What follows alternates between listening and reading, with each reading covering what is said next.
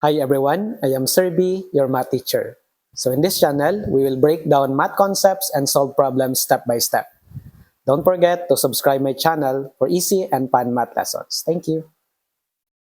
So sa video na to, ipapakita ko sa inyo kung paano i-derive ang quadratic formula.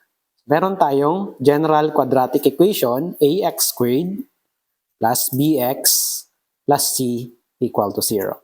So ang a natin dyan, ang b and c are all arbitrary constants. So malamang ang a natin dyan is not equal to 0. So a must not be equal to 0. Kasi kapag 0 yan, hindi na yan quadratic equation. Okay? So para i-derive yung formula, yung quadratic formula ng quadratic equation, ang first step natin, i-divide natin yung lahat ng term ng a. So divide natin sa a, divide natin ito sa a, divide sa a, divide sa a, and then divide natin ito sa a. Okay, yan yung first step. So kaya ito ay magiging x squared plus b over a x plus c over a equal to 0. So 0 over a, where a is an arbitrary constant, therefore 0. Next step natin, so ang gagawin natin, itong constant, itatranspose natin sa right-hand side of the equation. So kaya meron tayo dyan x squared plus b over a x equal to negative c over a. So yan. Transpose natin ito from positive, nilipat natin sa right-hand side ng equation, kaya magiging siyang negative. Okay? So, ano na ang next step natin? X squared plus b over a x plus blank equals negative c over a plus blank. So, ang pag-derive ng quadratic formula, gagamit tayo ng tinatawag na completing the square. Okay? Completing the square. So, paano nga ba yung completing the square? So, ang ginagawa dyan, titingnan natin yung middle term. So, di ba dito, ang middle term natin ay b over a. b over a x, right? So, ano yung constant, arbitrary constant ng middle term? So, meron tayong b over a, correct? Yan yung constant ng middle term, b over a. Ngayon, yung b over a na to, i-divide natin sa 2. Yan yung rule natin. Divide natin sa 2, kaya ito ay magiging b over 2a. Ngayon, kapag na-divide na natin sa 2, ang middle term, hindi pa yan tapos.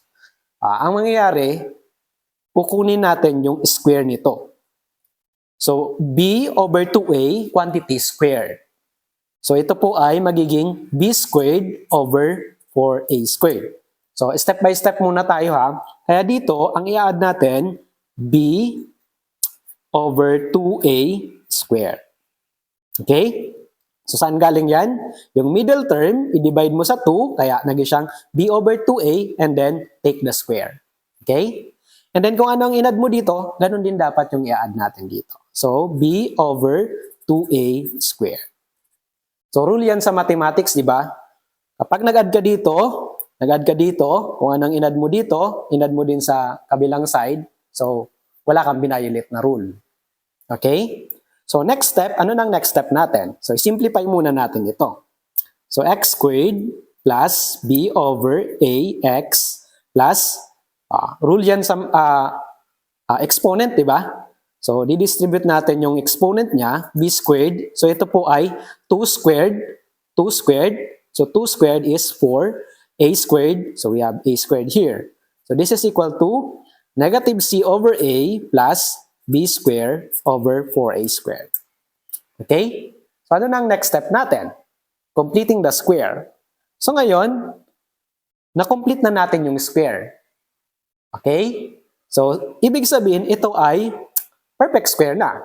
So ngayon, kapag pinactor natin ito, di ba sa algebra, ganito lang siya, di ba? Yung a plus b square is equal to a squared plus 2ab plus b squared. So ganyan yung concept niya, ano? So kaya dito, ang factor nito ay x, di ba? X, square root nito is x. Middle term ay plus, so plus dito, ano ang square root nito?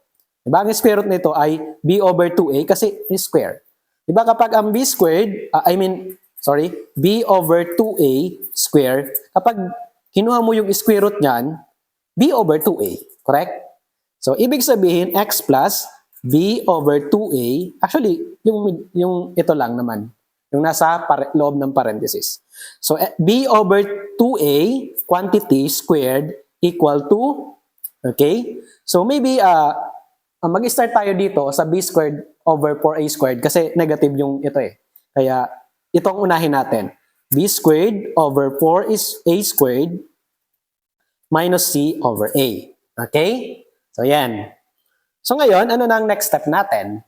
So, ang next step natin ay isi-simplify natin itong right-hand side. Okay? So, dito, ito muna siya. Kopyahin muna natin.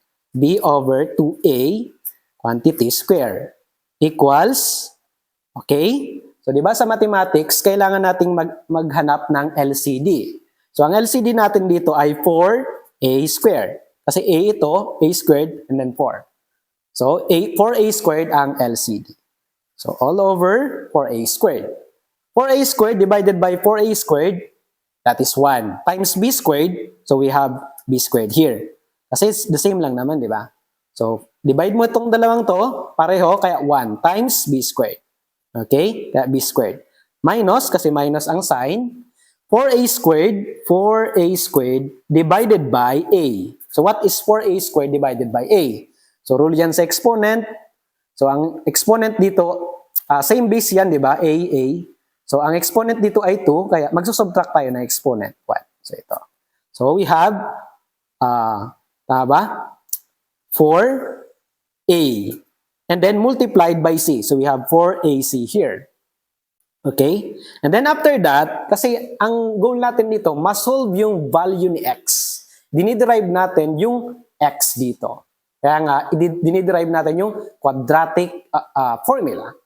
So ngayon, to solve for the value of x, we need to extract the root. Okay? Extract natin yung root ng left-hand side, malamang pati yung right-hand side, i-extract din natin. So ngayon, ito ay, kapag in-extract mo to, di ba, square dito, extract kanina, kagaya lang kanina, kaya ito ay magiging x plus b over 2a. And then this is equal to what? This is equal to, since nag-extract tayo ng root, so meron diyang positive minus. Right? So this is square root of b squared minus 4ac all over 4a squared. So actually, yung 4a squared, di ba ang 4, that is 2 squared. And then a squared, a squared. Di ba kapag kinuha natin yung square root nito, perfect square, perfect square. So, di ba sa law sa radicals, yan, actually, ang index dyan ay 2. Kapag same yan, pwede mo siyang mailabas. Kaya ito po ay, pwede mong mailabas si 2, pwede mong mailabas si a. So, 2a yan. Correct? So, hence, we have here, x plus b over 2a equals plus minus square root of b squared minus 4ac all over here. So we have here 2a, right? 2a.